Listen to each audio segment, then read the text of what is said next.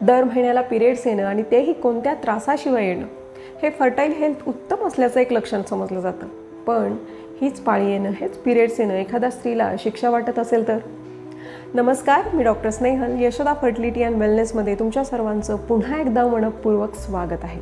काही स्त्रियांमध्ये पिरियड येण्याच्या 8-10 दिवस आधीपासूनच काही लक्षणं दिसायला लागतात, जसं की चक्कर आल्यासारखं होणं, वॉमिटिंग सेन्सेशन होणं, अंग अगदी गळून गेल्यासारखं होणं, प्रचंड विकनेस फील होणं, अंगदुखी, पोटदुखी, त्यानंतर काही स्त्रियांना गॅस पास होत असतात किंवा काहींना जुलाब होतात, काहींना ड्युरिंग पिरियड्स प्रचंड ब्लिडिंग असतं किंवा काहींना अगदी थोडंसं ब्लिडिंग होतं किंवा काहींना क्लॉट्स पडतात.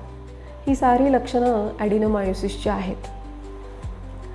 अशा प्रकारची लक्षणं एखादा रुग्ण जर सांगत असेल तर आयडियली आपण पहिल्यांदा एक USG स्कॅन करून घेणं गरजेचं असतं, कारण बरीचशी याच्यातली लक्षणं डिस्मेनोरियाशी रिझेंबल करतात. त्यामुळं आपला डायग्नोसिसमध्ये गोंधळ होऊ शकतो. पण आपल्याला जर प्रॉपर ट्रीटमेंट द्यायची असेल तर पहिल्यांदा आपण एक USG स्कॅन करणं गरजेचं असतं. त्यामध्ये आपल्याला क्लिअर आयडिया येऊ शकते की पेशंट डिस्मेनोरियाने सफर करतोय की ॲडिनोमायोसिसने. आता ॲडिनोमायोसिस म्हणजे काय, तर या विकारामध्ये गर्भाशयातली अंतस्त्वचा म्हणजेच एंडोमेट्रियम हे आतल्या बाजूने ग्रो होण्याच्या ऐवजी ते मायोमेट्रियममध्ये घुसण्याचा प्रयत्न करतं, म्हणजेच गर्भाशयाच्या मांसपेशींमध्ये घुसण्याचा प्रयत्न करतं आणि त्यामुळं त्या मांसपेशींना इजा पोचते. त्यामुळं मग तिथं इन्फ्लमेशनचे साईन्स आपल्याला दिसायला लागतात. ॲडिनोमायोसिसने सफर होणाऱ्या स्त्रियांना इतका त्रास, इतक्या वेदना का बरं होत असतात? नेमकं ॲडिनोमायोसिसमध्ये काय होत असतं? तर मेन्स्ट्रुअल फेज जेव्हा सुरू असते, म्हणजे जेव्हा एंडोमेट्रियम शेड होऊन शरीराबाहेर पडणार असतं, त्यावेळेला बऱ्याचदा ते एंडोमेट्रियम मायोमेट्रियममध्ये आत घुसल्यामुळं ते बाहेर पडू शकत नाही, ते तिथंच अडकून राहतं आणि त्यानंतर त्याचे क्लॉट्स बनतात आणि थोडंसं फायब्रोटिक चेंजेससुद्धा आपल्याला तिथं बघायला मिळू शकतात. आणि अशा वेळेला तिथं तो जो मायोमेट्रियमचा बल्कीनेस, तो एंडोमेट्रियमने त्याची स्पेस ऑक्युपाय केल्यामुळं तो तसाच राहतो आणि हे सतत वर्षानुवर्ष ही जर प्रोसेस सुरू असेल तर युटरस वर्षानुवर्ष इन्फ्लेम्ड, स्वेल्ड आणि बल्की राहतो. आणि त्यामुळं काही स्त्रियांमध्ये शारीरिक संबंध ठेवतानासुद्धा त्रास होत असताना आपल्याला पेशंट सांगत असतो.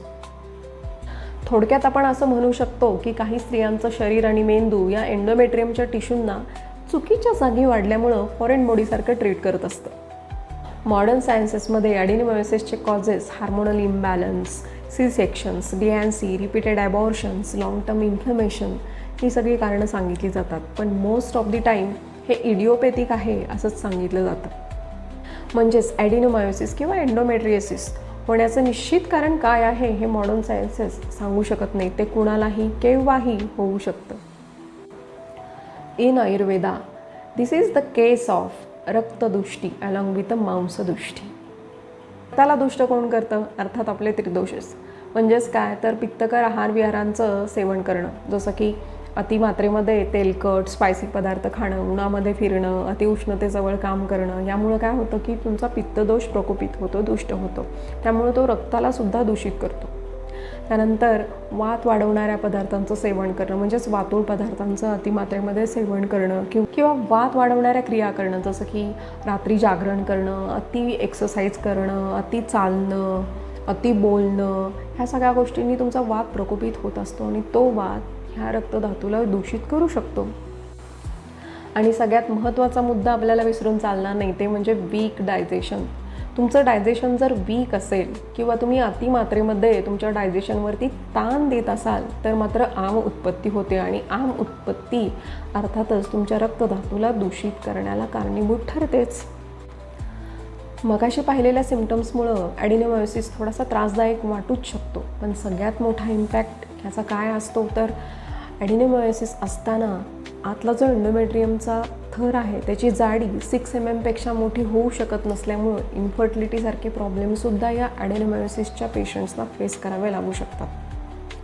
मॉडर्न सायन्सेसमध्ये या विकाराला ट्रीट करत असताना पहिल्यांदा हार्मोनल थेरपी दिली जाते आणि यायोगेसुद्धा लक्षणं जर कमी होत नसतील तर ते गर्भाशय काढून टाकण्याचा सल्ला देतात.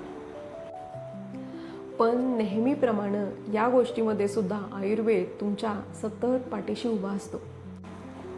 आयुर्वेदामध्ये यासाठी आपण पंचकर्म अर्थात विरेचन, बस्ती, उत्तर बस्ती हे प्लॅन करू शकतो आणि त्यानंतर वेगवेगळ्या शमन औषधींचा वापर करून आपण ॲडिनोमायोसिसला ट्रीट करू शकतो आणि आयुर्वेदानुसार ॲडिनोमायोसिस पूर्णपणे बरा होऊ शकतो.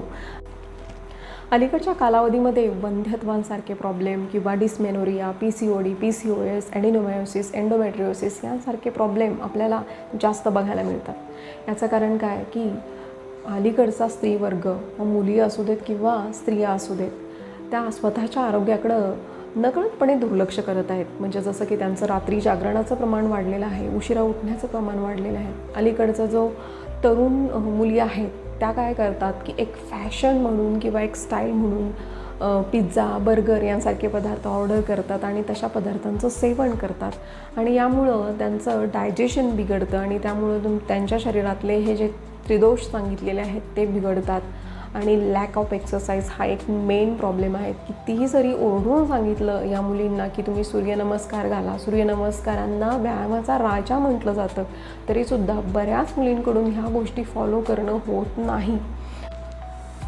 समस्त स्त्रीवर्गाला माझी अगदी कळकळीची नम्र विनंती आहे की तुम्ही तुमचं बायोलॉजिकल क्लॉक सांभाळा, लवकर झोपा, लवकर उठा, दररोज एक्सरसाइज करा, हेल्दी राहा आणि स्वतःवर भरभरून प्रेम करा.